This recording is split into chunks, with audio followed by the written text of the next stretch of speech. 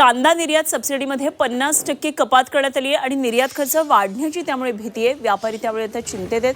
स्थानिक बाजारामध्ये आवक वाढून दर घसरण्याची भीती आहे आणि कांद्याच्या बाजारभावात दररोज होत असलेल्या घसरणीमुळे आधीच उत्पादन खर्च वसूल करणं हे कठीण झालंय। त्यात आता केंद्रीय वाणिज्य मंत्रालय यांनी कांदा निर्यातीला प्रोत्साहन म्हणून दिल्या जाणाऱ्या सबसिडीमध्ये 50%ची कपात करण्याचा हा निर्णय घेतला। त्यामुळे परिस्थिती आता अधिक गंभीर होणार आहे।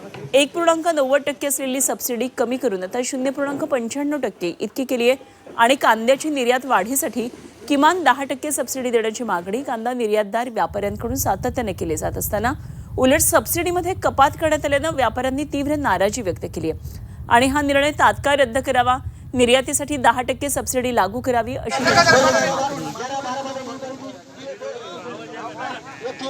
आणि या संदर्भात आणखी सविस्तर तपशील जाणून घेऊया। आमचे प्रतिनिधी योगेश खरे आपल्याबरोबर थेट जोडले गेलेत नाशिकमधून। योगेश, कांदा उत्पादकांची सध्याची स्थिती अत्यंत हालाखीचीच म्हणता येईल। एकीकडे आता सबसिडी सुद्धा कमी केलेली आहे। काय नेमके कांदा उत्पादक शेतकऱ्यांच्या व्यथा आहेत, काय त्यांची सरकारकडे आता मागणी?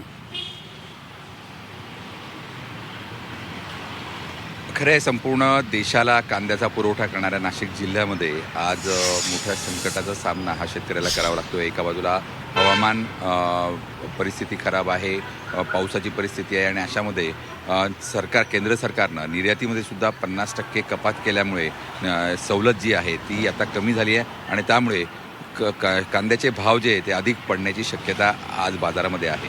आपण जर बघितलं तर गेल्या पंधरवाड्यामध्ये एकूण पोळ आणि रांगडा कांद्याची मोठ्या प्रमाणात आवक ही होते, म्हणजे ज्याला लाल कांदा म्हटला जातो, जो जास्त टिकत नाही असा कांदा, आणि त्या कांद्याचा भाव हे सातत्यानं पडत आहेत। आपण जर बघितलं तर सरासरी सध्या 900, 950, 1000 रुपये अशा दरम्यान हे भाव आपल्याला पाहायला मिळतात।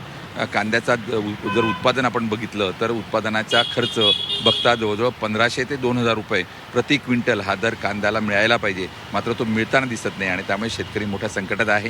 केंद्र सरकारनं आधीच निर्यातीमध्ये अनेक अडचणी केलेल्या आहेत आणि त्यामध्ये आत्ता सवलतीमध्ये अधिक 50% कमी केल्यामुळे अधिक शेतकरी अडचणीत आला आहेत। निर्यात कमी होईल, निर्यातीला फटका बसेल आणि परिणामी कांद्याचे भाव कोसळतील असं म्हटलं जातं।